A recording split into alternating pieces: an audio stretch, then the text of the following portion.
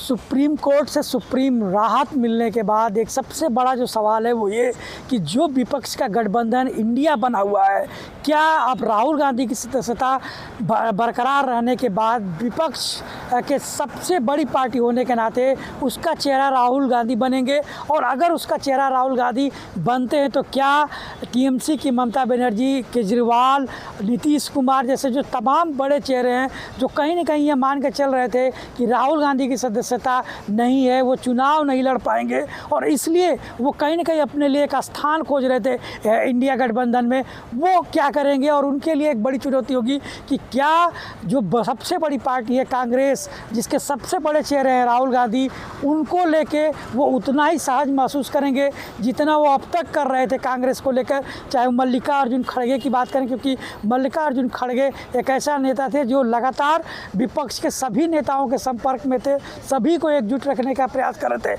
और जहाँ तक नीतीश की बात है, बंगलौर बैठक के बाद से जिस तरीके से अचानक नीतीश कुमार उस बैठक से चले गए थे, उसके बाद से ही सवाल उठने लगा था कि क्या इंडिया के गठबंधन में सब कुछ ठीक ठाक है, और अगर सब कुछ ठीक ठाक है तो क्यों नीतीश कुमार संवाददाता सम्मेलन से पहले चले गए। दूसरी जो सबसे बड़ी बात यह है कि जो मुंबई में अब आने वाले समय में इंडिया की बैठक होगी, उसमें राहुल गांधी की कितनी बड़ी भूमिका होगी, राहुल गांधी को लेकर विपक्ष के जो बड़े नेता हैं उनकी क्या स्थिति होगी, क्या वो उतना ही सहज महसूस करेंगे जितना अब तक महसूस कर रहे थे। ये कई सवाल हैं जो आने वाले समय में जब लोकसभा चुनाव जैसे जैसे नज़दीक आता जाएगा, गठबंधन की जो फांस है, जो गठबंधन की दरार है, वो दिखाई देने लगेगी। तो ये सारी चीज़ें उस समय एक बड़ा सवाल खड़ा करेंगी और मुझे लगता है कि इन सभी चीज़ों का जवाब जो इंडिया गठबंधन के संयोजक है या जो टीम बनी है